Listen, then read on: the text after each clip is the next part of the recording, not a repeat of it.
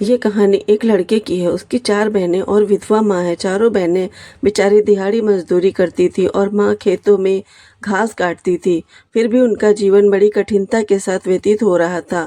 फिर भी चारों बहनों ने सिलाई कढ़ाई करके अपने भाई को स्कूल भेजा। स्कूल में उसका नाम रोहित लिखवाया। रोहित पढ़ने में बहुत ही अच्छा था। बड़ी कठिन परिस्थिति से गुजर कर उसने पढ़ाई खत्म की, लेकिन उनकी गरीबी अभी भी अपनी चरम सीमा पर थी। कभी काम मिलता था, कभी नहीं मिलता था। बेचारी उनकी माँ खाली आटा लेकर आती और उसकी रोटी बनाकर पानी के साथ खा लेती थी। कभी भी उन लोगों ने भर पेट भोजन नहीं किया था। गरीबी के कारण रिश्तेदार भी उनसे दूरी बनाए रखते थे। रोहित की पढ़ाई पूरी तो हो गई, लेकिन उसकी कहीं जॉब नहीं लग पा रही थी। जहाँ जाता वहीं निराशा ही हाथ लगती। और फिर एक दिन रोहित की माँ ने अपने मालिक से कहा तो उनके मालिक ने दूसरे शहर में काम दिलवा दिया।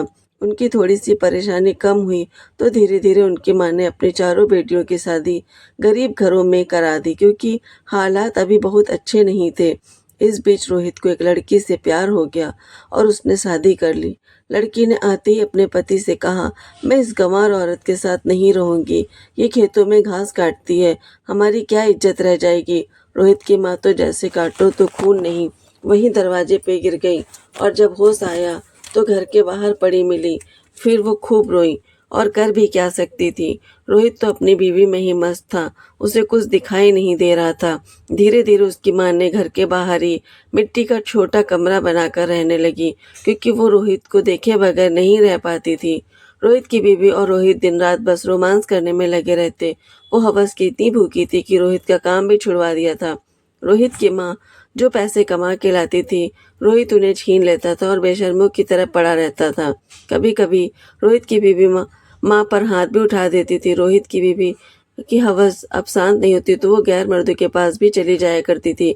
धीरे धीरे रोहित में उसका इंटरेस्ट खत्म होता जा रहा था, क्योंकि रोहित उनकी ज़रूरतें पूरी नहीं कर पा रहा था। फिर उसने रोहित को अपने रास्ते से हटाने का षड्यंत्र रचा।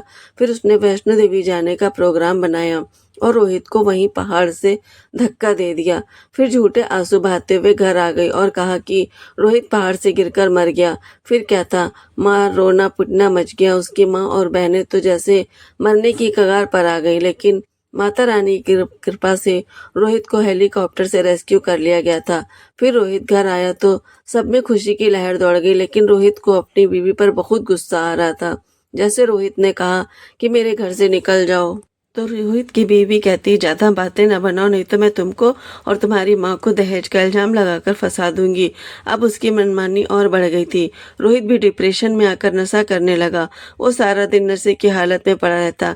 बेचारी उसकी माँ उसको खाना खिला दिया करती थी।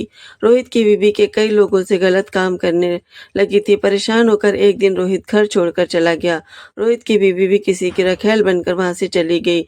बेचारी रोहित की माँ आज भी अपनी बूढ़ी आंखों से रोहित का इंतजार करती रहती हैं कि एक दिन रोहित जरूर वापस आएगा। तो दोस्तों, ये कहानी आपको कैसी लगी, कृपया कमेंट करके जरूर बताएं। जरूरी नहीं कि हर कहानी का अंत अच्छा ही हो। फिलहाल इस कहानी का ये अंत नहीं है, ये भी एक सत्य घटना पर आधारित है। जैसे ही कुछ आगे बढ़ेगा मैं जरूर लिखूंगी। आप लोग हमेशा खुश रहें। ओम नमः शिवाय।